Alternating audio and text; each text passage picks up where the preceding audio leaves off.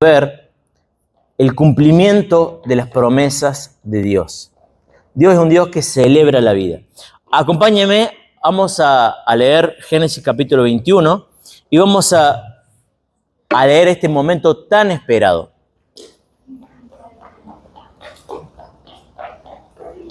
Génesis capítulo 21, recordemos, en Génesis capítulo 12, Dios se le parece a Abraham, lo llama y lo invita a moverse de su tierra, le dice que le iba a dar una tierra, que le iba a bendecir y que le iba a dar una gran descendencia. Pero, si usted se fija, hasta el capítulo 20, versículo 18, no había pasado nada. Dios no había visitado a Abraham ni le había bendecido con un hijo. Y en el versículo primero del capítulo 21, fíjese lo que dice allí, voy a utilizar la versión internacional, dice, tal como el Señor lo había dicho, se ocupó de Sara y cumplió con la promesa que le había hecho. Sara quedó embarazada y le dio un hijo a Abraham en su vejez. Esto sucedió en el tiempo anunciado por Dios. Aquí lo que vemos es el cumplimiento de la promesa. Dios es un Dios que cumple lo que promete. Esto, siempre cuando leemos la Biblia con mis hijos, le decimos, bueno, ¿qué es lo que nos enseña este pasaje acerca de Dios? Hasta acá, lo primero que podemos entender es que Dios es un Dios que cumple sus promesas. Ahora, a medida que vayamos leyendo esta historia, quiero que entendamos que esta historia tiene dos niveles en los cuales lo podemos entender. ¿Bien? Un nivel micro y un nivel macro. Les voy a dar un ejemplo para que lo podamos entender. ¿Quién es el libertador de la Argentina, chicos? Ustedes que están en quinto.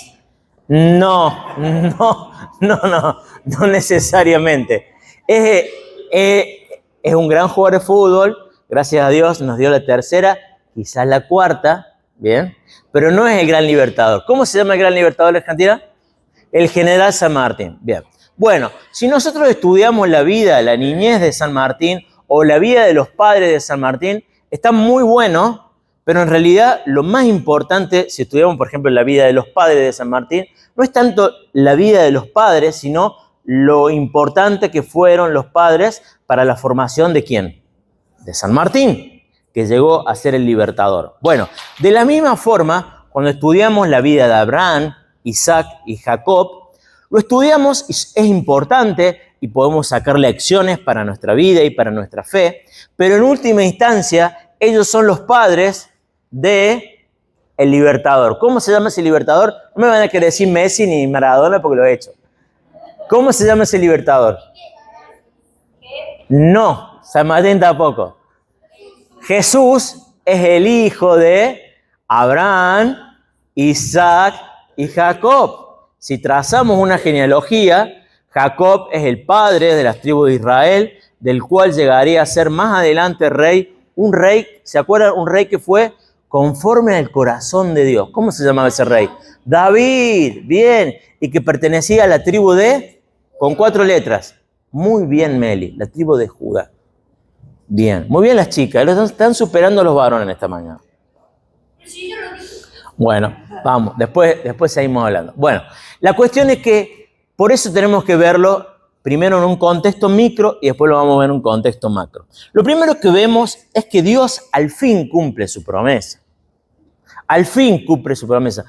A ver, ponete a pensar un poco en la vida de Abraham y Sara. Dios se le aparece, ponele los 50 años y le dice, te tenés que ir y te voy a dar un hijo, y te voy a dar un hijo. Y cada vez que se le aparece le dice, te voy a dar un hijo, te voy a dar un hijo. Y el hijo, ¿qué pasaba?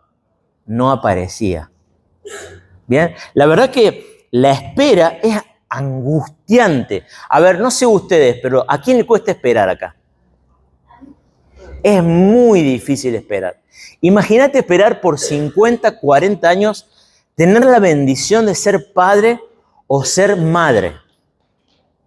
Y Dios, cada vez que parecía como, ¿vieron cuando vas a hacer un gol y te patea en el arco y cada vez más difícil? Bueno. Un bozal por allá. Bueno, Messi no es la palabra, es Mesías la palabra que te tenés que... Mesías es la palabra. Bueno, entonces encontramos aquí el cumplimiento de la promesa ante esta espera angustiante. Y lo primero que vemos es que Dios cumple sus promesas en sus tiempos, no en los nuestros. Dios cumple sus promesas en sus tiempos y no en los nuestros. Y tenemos que aprender a esperar los tiempos de Dios, porque los tiempos de Dios son diferentes a nuestros tiempos. Cuando pensaba en esto, pensaba en alguno de ustedes, no voy a decir el nombre ni lo voy a mirar, pero personas que han esperado en obediencia al Señor, y algunos esperaron mucho tiempo y sin embargo el Señor en su momento les concedió lo que anhelaban. Les concedió la promesa. Y eso es un gran ejemplo de esperar en obediencia. Y esto es un mensaje para todos los solteros y solteras. Escuchen a los más chiquitos. Ustedes también son solteros, ¿sabían? ¿Sabían? Vos, Daniel, que te hace el pícaro, también sos soltero. ¿Tá? Y Dios te llama a esperar en Él, porque en algún momento Dios va a cumplir su promesa. Tus papás seguramente oran para que Dios te dé una esposa, que sea una esposa, una mujer virtuosa, ¿no? Para que puedas en algún momento darle nietos, carday chiquitos. ¿Bien? Bueno, olvidémonos del fútbol, che. Dios es un Dios que cumple sus promesas, un Dios que a su tiempo cumple sus promesas. Ahora, si vemos acá, tenemos que ver cuántos años tenía Abraham.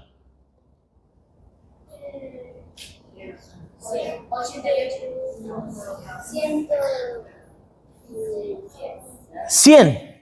¿Bien? 100 tenía. Tenía 100, fíjense. Dice en el versículo...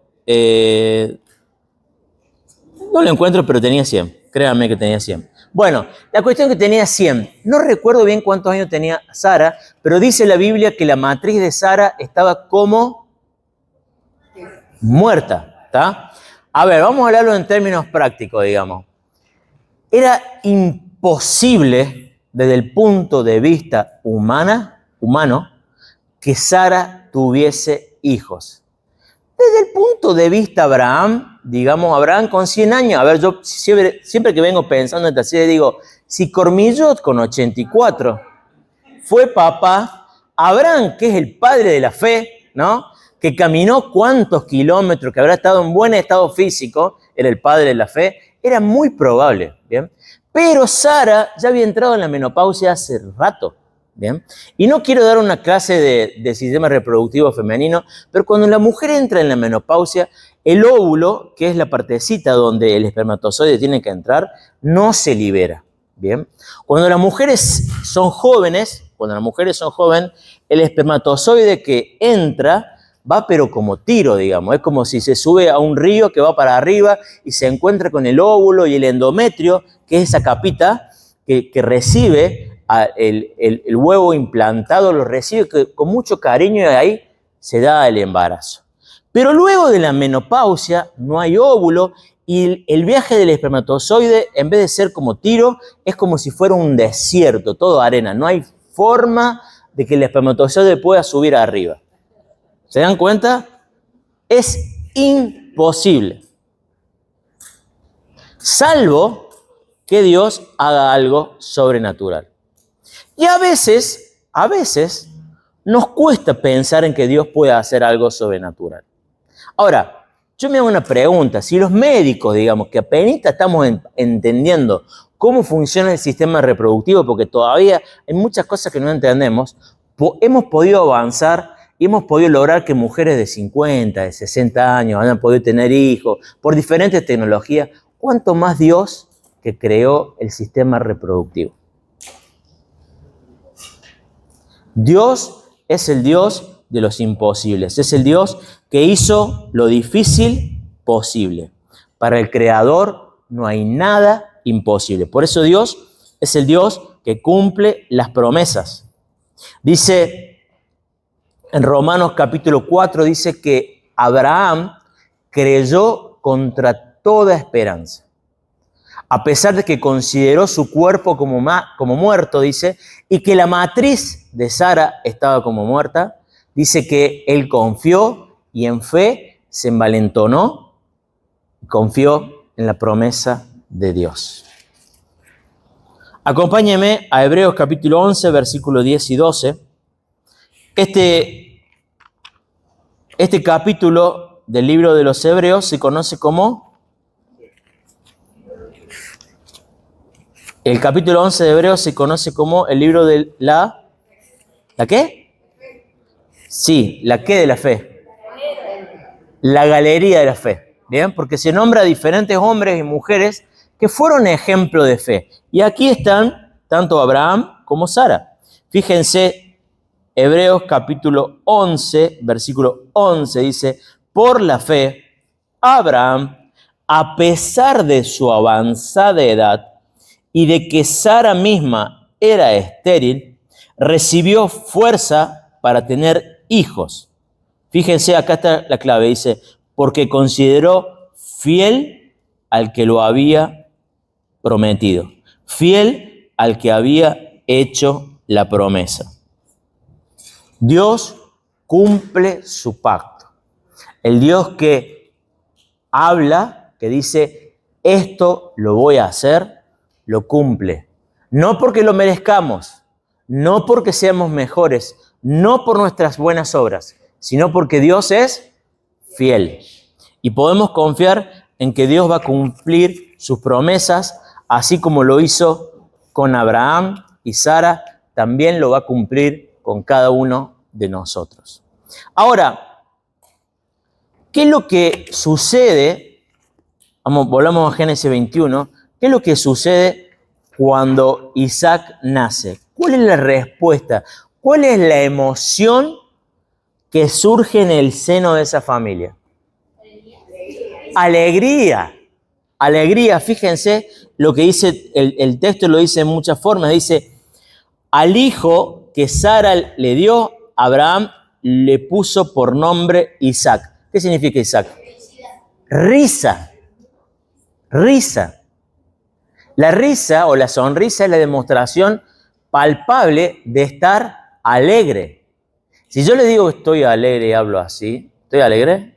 No. Pero si estoy así, si hay una sonrisa, es porque estoy alegre. E Isaac era el hijo de la risa. Y dice, más adelante dice, cuando su hijo Isaac cumplió 8 días de nacido, Abraham lo circuncidó tal como Dios se lo había ordenado. Abraham tenía, ahí está lo que decía antes, tenía ya 100 años cuando nació su hijo Isaac. Sara dijo entonces, Dios me ha hecho reír, y todos los que se enteren de que he tenido un hijo se reirán conmigo. ¿Quién le hubiera dicho a Abraham que Sara amamantaría hijos? Sin embargo, le ha dado un hijo en su vejez. Dios cumple su promesa y esa promesa trae alegría, porque es el hijo anhelado. Y acá quiero que, voy a decir algo que lo he dicho varias veces, pero no, a veces es bueno decirlo. Vamos a tratar de tener una lectura existencial del pasaje. ¿Qué significa tener una lectura existencial? Es ponerlo en el lugar de Abraham y Sara. ¿Quién se acuerda cuando nació su primogénito? Bueno, los que vinieron después nos alegramos muchísimo los papás. Pero del primogénito, casi meto la pata, pero del primogénito hay algo especial. Yo recuerdo nosotros luego de tener 2 pérdidas, pensábamos que no íbamos a poder tener hijos, el Señor nos visitó y fue bueno y pudimos tener a Juan Marcos, ¿bien? Después, bueno, nos visitó más veces también, porque fue demasiado bueno. Pero la primera vez tiene algo especial, ¿no? Porque uno lo celebra, porque el primer hijo tiene algo especial, uno no sabe. Los varones, no sé, yo me acuerdo cuando la primera vez que lo vi tenía miedo de tocarlo, ¿viste? Pensaba que iba a explotar o que cualquier cosa que le hiciera, digamos, lo iba a terminar haciendo daño, ¿viste? Y lo miraba, me acuerdo, estábamos en el hospital y lo miraba como, digo, yo este chico tenía miedo que dejara de respirar, no sé si, algo totalmente ilógico, irracional, pero producto de qué? De la alegría, del entusiasmo de ser papá o ser mamá por primera vez. Entonces Dios los bendice a Abraham y Sara con este niño. Y Dios es lo que hace cuando nosotros esperamos y confiamos en sus promesas. El Salmo 126, versículo 1 y 2, es un salmo que me encanta, un salmo hermoso, que dice lo siguiente. Hablando de la salvación de Dios, dice, hablando de la salvación de Dios del pueblo de Israel del exilio, dice, cuando el Señor hizo volver a Sión, o sea, a los israelitas, a los cautivos, nos parecía estar soñando. Nuestra boca se llenó de risa, nuestra lengua de canciones jubilosas. Hasta los otros pueblos decían, el Señor ha hecho grandes cosas por ellos. Yo pensaba en Abraham y Sara, ¿no? En algún momento es como este pasaje, ¿no? ¿Me está pasando esto a mí? O sea, ¿realmente estoy embarazada? ¿O me está creciendo la panza? Dice Sara. ¿No? Porque es difícil. Pero sin embargo, cuando Dios cumple su promesa, pasó lo que pasó aquí, lo que dice este pasaje. Nuestra boca se llenó de risas y nuestra lengua de canciones jubilosas. Ahora, a la alegría, a la risa, al festejo, se consuma con una fiesta. La fiesta, fíjense el versículo 8, dice, el niño Isaac creció y fue destetado. ¿Qué significa que fue destetado? ¿Meli? Podés pedir ayuda a algún otro que te... A ver, Ezequiel. Muy bien, Ezequiel. Muy bien, Ezequiel. Bien, o sea, en ese momento, digamos, Isaac se graduó, digamos. Terminó, digamos, su periodo de lactancia materna, o sea, dejó de tomar la leche de la mamá y pasó a, no sé, tomar leche de cabra o de burra, no sé si había mamadera. La cuestión es que más allá del tema de la lactancia hay una cuestión muy importante. Los niños, en la antigüedad, la tasa de mortalidad infantil era muy alta. Entonces, cuando el niño llegaba a esa edad, es como que, bueno, así, bueno, si pasó, digamos, estos 3 o 5 años, ya está. ¿Bien? Entonces, se hacía una gran fiesta, una gran celebración en honor, digamos, a que Dios ha cuidado y a que Dios había cumplido la promesa. Entonces, hasta acá está, digamos, buenísima la historia. Dios cumple su promesa, hay alegría, hay una fiesta, pero ¿saben qué? Hay un problema. En todas fiestas siempre hay un agua fiesta. ¿Tá? ¿Qué es un agua fiesta? Alguien que arruina todo. El que te arruina la fiesta, ¿me entendés? Como Mbappé, que nos quiso arruinar la fiesta, pero no lo dejamos. ¿Tá? Acá, digamos, hay alguien que quiere arruinar la fiesta. Fíjense en el versículo 8, dice, ese mismo día Abraham hizo un gran banquete. Versículo 9 dice, pero Sara se dio cuenta de que el hijo que Agar, la egipcia, le había dado a Abraham, se burlaba de su hijo Isaac. A ver, acá viene el problema. El problema era que unos años antes, Abraham y Sara, puntualmente Sara, tuvo la ocurrencia de querer ayudarlo a Dios y le dijo, vamos a tomar un atajo. En vez de esperar al hijo de la promesa, vamos a generar al hijo de la decisión humana. Y le dice, vas a tomar a mi esclava y por medio de ella me vas a dar un hijo. Claro, imagínense, Ismael creció, en ese momento, según la perspectiva de su padre, era el primogénito. Sin embargo, todo el tiempo estaba escuchando él de que él no era el hijo de la promesa. Entonces, ¿cómo hubiera reaccionado Ismael cuando vio que nació el hijo de la promesa? ¿Se dan cuenta que es natural la reacción de Ismael? No hace falta ser psicólogo para darse cuenta cuál hubiera sido la reacción. Burlarse, maltratarlo. Y dice la palabra que a Sara no le gustó eso. Ahora, ¿por qué es importante que entendamos esto? Porque esto nos enseña que el pecado, lamentablemente, tiene sus consecuencias. El pecado tiene sus consecuencias. Y no esperar en los tiempos de Dios también tiene sus consecuencias. Ahora, pensemos un poquito. ¿Por qué Dios permite que ante nuestra desobediencia nosotros experimentemos las consecuencias del pecado? A ver, chicos, ¿por qué papá y mamá ponen reglas, ponen mandamientos que si no se obedecen tienen consecuencias? Benja. Para que nos eduquemos bien, para nuestro futuro. Perfecto. A ver, ¿qué sucedería en el mundo si cada vez que me equivoco no me pasa nada? No me pasa nada. ¿Qué? Todo sería un desastre. Pero en el mundo, la forma en que Dios ha diseñado la vida en que vivimos como comunidad es que cada decisión que tomamos tiene consecuencias.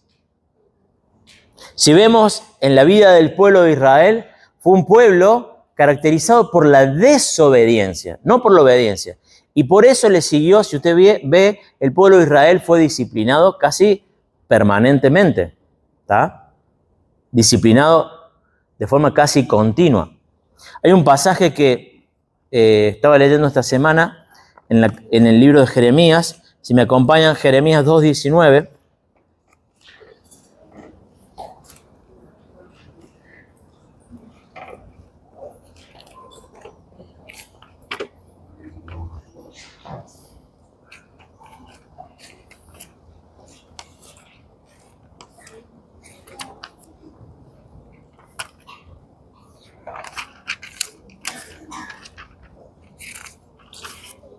Jeremías 2:19 dice así: Dios le dice al pueblo de Israel que estaban por ir al exilio debido a sus pecados, dice así: tu maldad te castigará, tu infidelidad te recriminará. Ponte a pensar cuán malo y amargo es abandonar al Señor tu Dios y no sentir temor de mí. En este pasaje Dios le está recordando al pueblo de Israel que lo que están viviendo es el fruto de sus decisiones.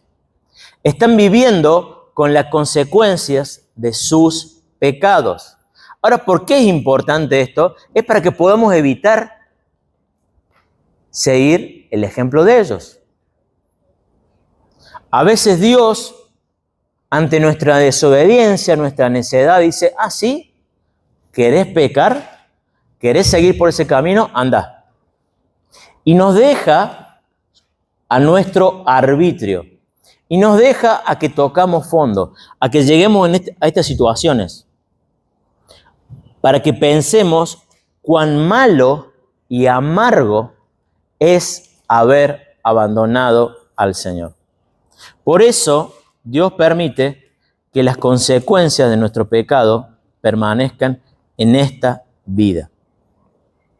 Ahora, lo bueno es que Dios es un Dios que castiga, pero en la persona de Dios, yo siempre me encanta decir que hay cierta... En definitiva, el amor triunfa. En el Antiguo Testamento vemos muchas declaraciones verbales del carácter de Dios. ¿Qué son las declaraciones verbales del carácter de Dios? ¿Se acuerda cuando dice: yo soy el Señor compasivo, que soy lento para la ira, pero grande en misericordia? ¿Bien? En definitiva, Dios es un Dios que está más dispuesto para amar que para castigar. Y eso es lo bueno que entendemos en el Evangelio. Dios va y le dice a Abraham, le dice, mira, hacele caso a Sara, despedilo a Ismael. Pero ¿sabes qué? Yo también voy a tener misericordia de él. Yo voy a hacer de él una gran nación. Dios es un Dios de misericordia. Y en definitiva, el amor y la misericordia triunfa. Ahora, y ya estamos terminando. ¿Se acuerdan que habíamos hablado de que íbamos a ver una visión microscópica de la vida de Isaac? Y después íbamos a ver una visión macroscópica, ¿se acuerdan o no? Bueno, ahora vamos a la parte macroscópica. Abraham, Isaac y Jacob. En la Biblia, en el Nuevo Testamento, se habla mucho de nosotros como cristianos adoramos al Dios que es el Dios de Abraham, Isaac y Jacob. Uno de los cristianos más importantes del siglo XVII, que se llamaba Blas Pascal, su conversión es una conversión donde él relata y dice, yo no creo en el Dios de los filósofos, sino que creo en el Dios de Abraham, Isaac y Jacob. Ahora, ¿por qué es trascendente esto? Porque el cumplimiento de la promesa del nacimiento de Isaac permitió el nacimiento de Jacob y así viceversa hasta la llegada del Mesías. Si usted ve en todo el Antiguo Testamento, la amenaza principal que vemos al pueblo de Dios fueron generalmente dos tipos de amenaza. Una, la esterilidad. ¿Cuántas mujeres aparentemente estériles encontramos en el Antiguo Testamento? Muchas, muchísimas, ¿bien? Llegaba un momento donde vos decís, che, se acabó. O sea, la simiente de Dios se acaba. Y la segunda amenaza fue el genocidio, ¿bien? Primero los egipcios, luego los babilonios, los asirios y por último los persas. ¿Se acuerdan la historia de Esther? La reina Esther. El pueblo de Israel estuvo así del exterminio, ¿bien? ¿Por qué? Porque la realidad es que hay alguien o hay un enemigo que estuvo siempre desde el principio queriendo matar al hijo de la simiente, al hijo de la promesa. Y ese hijo de la promesa es nuestro Señor Jesucristo, el cual, si se acuerdan en el libro de Génesis dice, cuando llegó el momento nació Isaac. El libro de Gálatas dice, cuando vino el cumplimiento del tiempo, ¿se acuerdan? Dios mandó a su hijo nacido de mujer. Jesucristo es el cumplimiento final de las promesas de Dios. Jesucristo es el que trae la última alegría, porque ¿saben qué? Ser papá o ser mamá es hermoso, pero Jesucristo es el que nos da la capacidad de tener vida y vida en abundancia y vida para siempre. Como cantamos esa hermosa canción, me encantó, Martín, la canción esa de la ciudad de Dios. Porque en esta vida, lamentablemente, a pesar de que hay un montón de momentos de alegría, como los nacimientos, en esta vida también va a haber aflicción. Pero Jesucristo vino para darnos vida y vida en abundancia, en esta vida y en la vida venidera. Por eso, nosotros en esta mañana venimos a adorar al Dios que cumple sus promesas. Y yo no sé cuál es la situación en la cual vos estás, pero me puedo imaginar, a muchos de ustedes los conozco y todos pasamos por situaciones similares. Nos cuesta llegar a fin de mes, tenemos problemas con nuestros hijos, no es fácil criarlos, es mucha la alegría cuando nacen, pero también nos causan dolor. Un profesor decía, cuanto uno más ama, más dolor hay, ¿no? Dios está en control. El Dios que fue fiel con Abraham, con Isaac y Jacob, mandando a Jesucristo, también va a ser fiel con cada uno de nosotros. En medio de nuestro dolor, incluso en medio de nuestras equivocaciones, en medio también de vivir las consecuencias de nuestro pecado. Dios está allí, esperando que nos volvamos en arrepentimientos. Porque Dios es el Dios de la segunda oportunidad. Siempre me encanta esa frase. Pero es más de la segunda oportunidad. Es el Dios de cuántas oportunidades. Cuando Pedro le pregunta a Jesús, le dice, Señor, ¿hasta cuántas veces vamos a perdonar a nuestro hermano? 70 veces 7. Bien y mal. Pedro le dice hasta 7. Pero Jesús, ¿qué le dice? ¿Y cuántas es 70 veces 7? El Ezequiel es quizá el único niño que lo puede responder, pero bueno, 70 veces 7 es 490, pero Jesús no está diciendo 490, está diciendo hasta el final, es infinito. Entonces, si Jesús tiene ese patrón para perdonarnos, que nosotros nos perdonamos, ¿cuánto más Él, que es misericordioso, nos va a perdonar más de 70 veces 7? Entonces, terminamos adorando a nuestro Dios y agradeciéndole que es un Dios fiel y que cumple sus promesas. Oramos. Señor, te agradecemos, Señor, porque tú eres un Dios bueno, eres un Dios fiel que cumple las promesas. Y, Señor, has sido fiel en lo largo de la historia, cumpliendo las promesas a Abraham, a Isaac, a Jacob, y en el momento justo mandando a Jesús, Señor. Y, Señor, también has llegado a la vida de cada uno de nosotros, haciéndonos nacer de nuevo, haciéndonos entender el Evangelio. Te ruego, Señor, que si esta mañana hay alguien que todavía no ha entendido el Evangelio, que pueda, Señor, darse cuenta de la condición en la que está, de que nuestros pecados nos alejan de ti, pero que Jesús es la solución. Que tú, Señor, no hay pecado tan grande, ni tan ancho, ni tan profundo, que no pueda ser limpiado con la sangre de Jesús. En su nombre te agradecemos. Amén y amén.